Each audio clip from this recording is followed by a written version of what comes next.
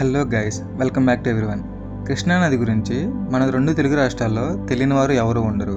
అలాగే ఇది మన రెండు తెలుగు రాష్ట్రాలకి ఎంతో ముఖ్యమైనది. గోదావరిలో ఎంత నీరు ఉన్నా కానీ దానిని మనం సరిగ్గా వాడుకోలేము. కానీ కృష్ణానదిలో అతి తక్కువ ప్రవాహం ఉన్నా కూడా దాన్ని ఎండిపోయే వరకు వాడుకుంటారు. కృష్ణానదికి ఎందుకు అంత ప్రాముఖ్యత ఉందో తెలుసా?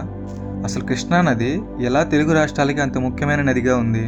ఈ వీడియోని స్టార్ట్ చేయబోయే ముందు కృష్ణానది చుట్టుపక్కల ఉన్న వాళ్ళు ఈ వీడియోని ఒక లైక్ చేయండి.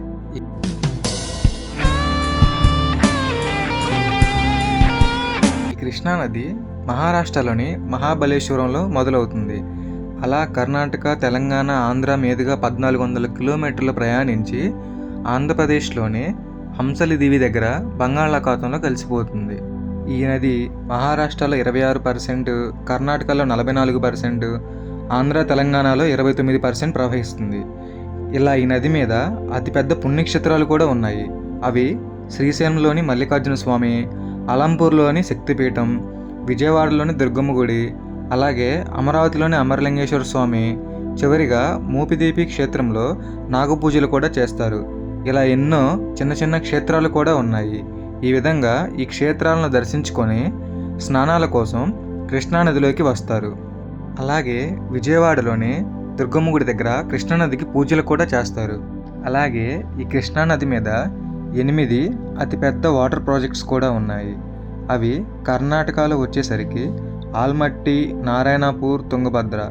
తెలంగాణ వచ్చేసరికి ప్రియదర్శిని, జూరాల మాత్రమే ఉంది.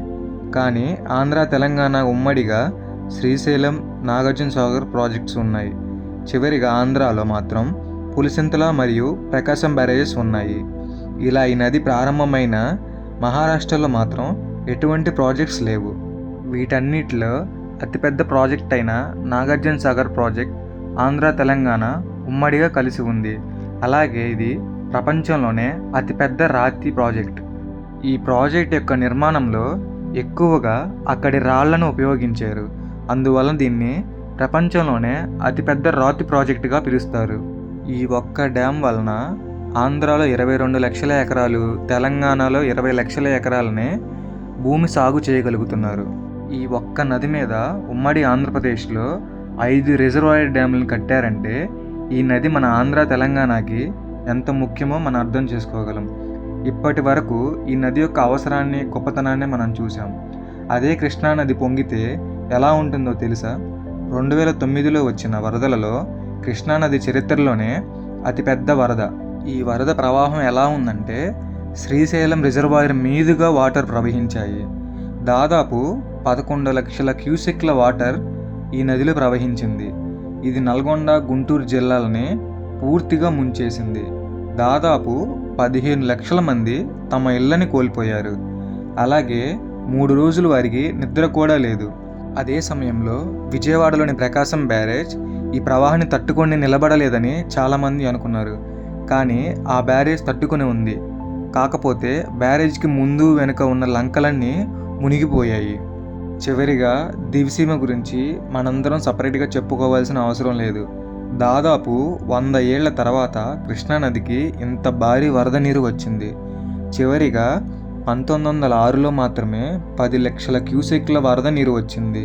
ఈ విధంగా కృష్ణానది ఆంధ్ర, తెలంగాణ ప్రజల్లో మిగిలిపోయింది.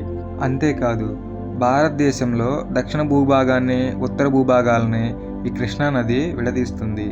ఈ కృష్ణానదిని నమ్ముకొని 400 మిలియన్ల ప్రజలు నది వెంబడి నివసిస్తున్నారు. విజయవాడలో 90% డ్రింకింగ్ వాటర్ కృష్ణానది నుండే వస్తుంది.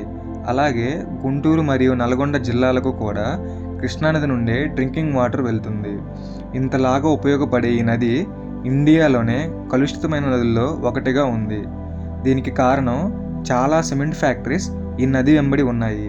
కానీ కొంతమందికి దీనికి కారణం పుష్కర సమయంలో ప్రజలు స్నానం చేయటం వల్లే ఇది కలుషితమైందని వాదనలు చేశారు. దీనిని బట్టి సిమెంట్ ఫ్యాక్టరీ నుంచి వచ్చే కలుషితాల కన్నా ఒక మనిషి స్నానం చేసిన వాటరే ఎక్కువ కలుషితమవుతాయని కొంతమంది మేధావులు అనుకుంటూ ఉంటారు.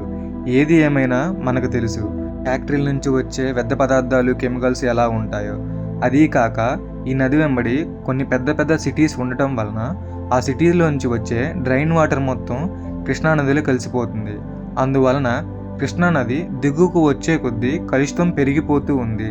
చివరిగా విజయవాడ వచ్చేసరికి ఈ నది యొక్క నీరు రంగు కూడా చాలా మారిపోతుంది. ఒక నది మీద ఇంతమంది ప్రజలు డిపెండ్ అయినప్పుడు ఆ నదిని మనం చాలా పరిశుభ్రంగా ఉంచుకోవాలి. ఈ కృష్ణా నది మీద దాదాపు 5 వాటర్ ఫాల్స్ ఉన్నాయి. కాకపోతే మనకు తెలిసింది మాత్రం గుంటూరు జిల్లాలోని ఎత్తిపోతలు మాత్రమే. ఎందుకంటే మిగిలిన వాటర్ ఫాల్స్ కర్ణాటక మరియు మహారాష్ట్రలో ఉన్నాయి. That's it guys.